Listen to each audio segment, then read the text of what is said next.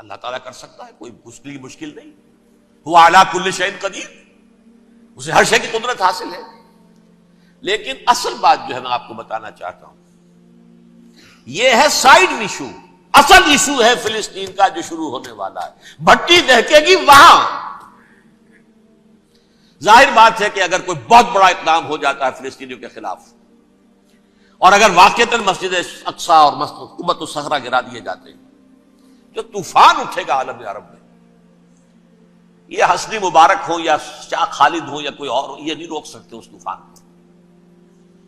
نوجوان خون اٹھے گا، غیرت اور جو بھی حمیت ہے.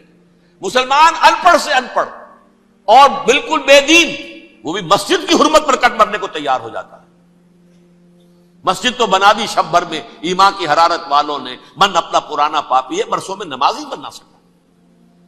وہ چاہے کانپور کی مسجد سے مسلمانوں نے جانے دی ہے، چاہے وہ شہید گنج کی مسجد تھی مسلمانوں نے جانے دی ہے، چاہے نماز نہ پڑھتے ہو.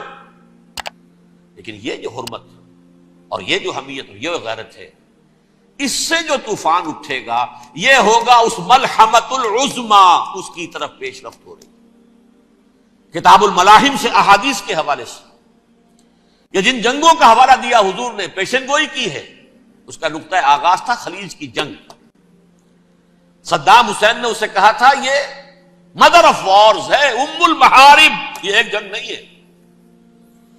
اس کا نقشہ بھی حدیث میں موجود ہے، پیشن گوئی موجود تھی، اس وقت بھی ہم نے شائع کی تھی. لیکن اس میں جو جنگ اب ہونے والی وہ الملحمۃ العظما. ملحمہ کسے کہتے ہیں؟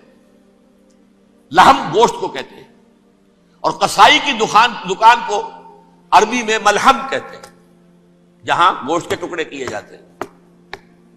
آج کل مشینوں سے ہوتے ہیں، اب جو ہے وہ ہاتھ سے چھریوں سے نہیں ہوتے، لیکن ٹکڑے ہو رہے ہوتے ہیں، جسموں کے چیتھڑے اڑ رہے ہوتے ہیں. ملحمہ یہی لفظ استعمال کیا تھا حضرت سعد ابن عبادہ نے رضی اللہ تعالی عنہ یوم فتح مکہ. ان کے دل میں تھا کہ اب ہم انتقام لیں گے ان عربوں سے، ان قریش سے. الیوم یوم الملحمہ، الیوم یوم الملحمہ، یہ کہتے ہوئے جا رہے تھے. ایک خاص کیفیت، آج ہے گوشت کے ٹکڑے اڑانے کا دن. حضور سے کہا کسی دن جا کر کے ساتھ تو یہ کہہ رہے ہیں الیوم یوم الملحمہ، الیوم یوم الملحمہ. حضور نے فرمایا نہیں، ان سے کہو جا کر الیوم یوم المرحمہ، الیوم یوم المرحمہ، آج رحمت کا دن ہے، آج تو میں ان سب کو معاف کروں گا. لا تثریب علیکم اليوم، میں تم سے وہی بات کہہ رہا ہوں جو میرے بھائی یوسف نے کہی تھی اپنے بھائیوں سے. اذهبوا فانتم الطلقاء، جاؤ تم سب کے سب آزاد. وہ ملحمہ ہے جس کو کہ حضور نے حضرت معاذ بن جبل رضی اللہ تعالیٰ عنہ کی روایت ہے، اس میں سے جو ابو داؤد میں روایت آئی ہے اس میں الملحمۃ العظما، عظما مؤنث ہے اعظم کا. آپ کہتے ہیں جنگ عظیم اول، جنگ عظیم دوم. عظیم کا باپ ہو گیا اعظم، سب سے بڑا، اور اس کا مؤنث ہے سب سے بڑی، عظما. الملحمۃ العظما، سب سے بڑی لڑائی. میرے نزدیک یہ وار کے معنی میں نہیں ہے، بیٹل کے معنی میں. انگریزی میں یہ دو لفظ علیحدہ ہیں، وار، بیٹل. وار سالوں کو محیط ہوتی ہے، بیٹل کسی ایک خاص جگہ پر جو لڑائی ہوتی ہے اس کو کہتے ہیں. حضور کے اور قریش کے درمیان 6 سالہ وار تھی، جنگ تھی. لیکن battles, battle of Uhud, battle of Badr, یہ بیٹلز تھی، لڑائیاں تھی. تو عظیم ترین جنگ شاید اس اعتبار سے نہ ہو جیسے کہ ورلڈ وار 1 اور ورلڈ وار 2، یعنی اس کی وسعت کا اتنا معاملہ نہیں اور طوالت کا نہیں. لیکن جو لڑائی جو ہے بیٹل ہونی ہے، جس کو کہ یہ لوگ، یا چونکہ میں نے کہا تھا شروع میں کہ سرما ہے میری آنکھ کا خاک حجاز و حول قدس. نیو ٹیسٹمنٹ کی آخری کتاب ہے the book of revelation, revelation of saint John. اس میں آرمگڈون کہا گیا ہے اسے. ہر مجدون، یہ عبرانی لفظ ہے. ہر کہتے ہیں اونچی جگہ کو، سطح مرتفع. مجدون میگیڈو، میگیڈو ایک وادی ہے، مرتفع، وادی مرتفع. یہ ہے واقع لبنان، اسرائیل اور شام کے درمیان جو ٹکڑا، جو ٹرائنگل بنتی ہے، یہ ہے. یہاں پر بڑی جنگ لڑی جائے گی، اور یہ جنگ صلیب ہوگی جو کہا ہے بش نے، یہ جنگ صلیب. 2nd ملینیم شروع ہوئی تھی تو پہلی صلیبی جنگ ہوئی تھی. 3rd ملینیم شروع ہوا ہے، یہ 2nd صلیبی جنگ ہے، یہ کروسیڈ ہے. اور میں اس مرتبہ امریکہ گیا تھا تو پہلی مرتبہ مجھے وہاں ایک رسالہ ملا ٹرمپٹ نام کا. یہ امریکہ کے جو بہت ایکسٹریمسٹ قسم کے پروٹیسٹنٹس ہیں، یہ ان کا رسالہ ہے، اور ان کے بارے میں اب کہا جا رہا ہے وہ کرسچین زائنسٹ ہیں. آپ شاید پہلی مرتبہ یہ لفظ سن رہے ہو.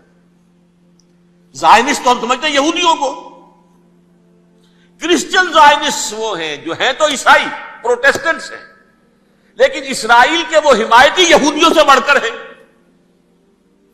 یہ میری کسی پہلی تقریر میں شاید بہت سے حضرات کو یاد آ جائے، میں نے کہا تھا 4 سال پہلے ہمارا تنظیم اسلامی کا ایک کنونشن ہوا تھا ہوسٹن میں، امریکہ کا جنوبی علاقے کا شہر ہے. ایک سیشن اس میں ہم نے رکھا تھا انٹرفیتھ، ایک عیسائی کو بلایا تھا، ایک یہودی بہت بڑا وہاں کا عالم ہے اس کو بلایا تھا.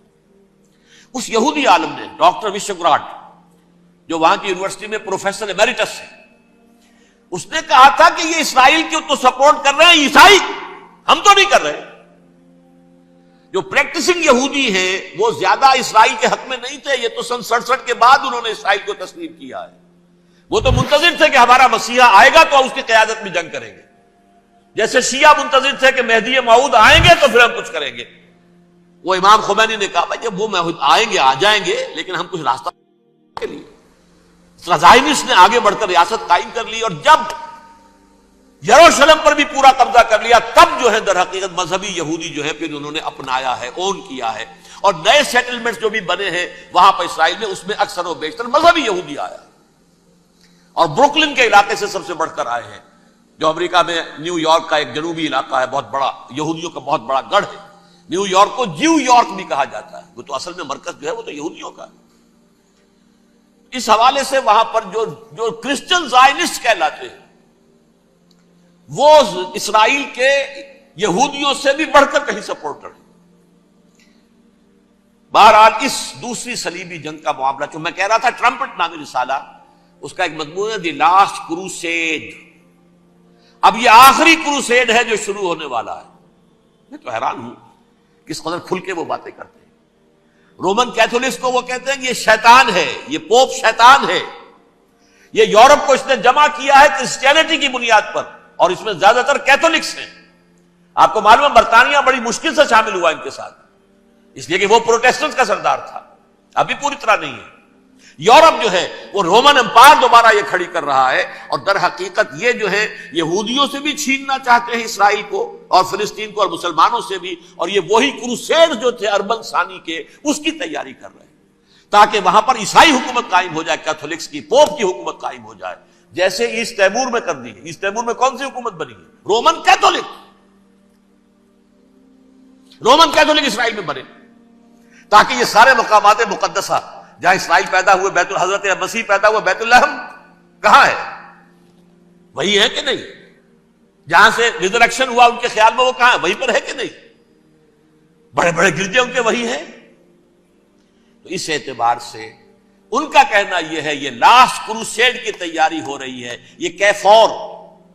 اور ان کا کہنا یہ ہے کہ یہ پوری طاقت نیٹو کی جو ہے، یہ پہلے جرمنی سے لائی گئی بوسنیا، انہوں نے خود وہاں جنگ کروائی، انہوں نے خود وہاں پر ایتھنک کلینسنگ کروائی، پھر خود مصالحت کے لیے آ گئے، پھر کوسوو میں انہوں نے خود آگ بھڑکائی. یہ میں نہیں کہہ رہا، یہ وہ ٹرمپٹ رسالہ امریکہ سے چھپنے والا پروٹیسٹنٹس کا رسالہ ہے جو یہ کہہ رہا ہے. پھر انہوں نے کوسوو کے اندر کروایا، اور پھر وہ وہاں پر پیس فورس کی حیثیت سے آ گئے. اب وہ میسیڈونیا میں کروا رہے ہیں اور وہاں داخل ہو گئے ہیں. اگلا قدم ان کا سائپرس ہوگا، سائپرس میں ترکوں کو اور وہ گریکس کو لڑائیں گے اور وہاں آ جائیں گے، وہاں سے ایک چھلانگ لگائیں گے اور یہ فلسطین میں پہنچیں گے، اور یہ وہاں پر ایک رومن امپائر، اپنی پرانی رومن امپائر کی طرح کی رومن کیتھولک ریاست قائم کرنا چاہتے ہیں.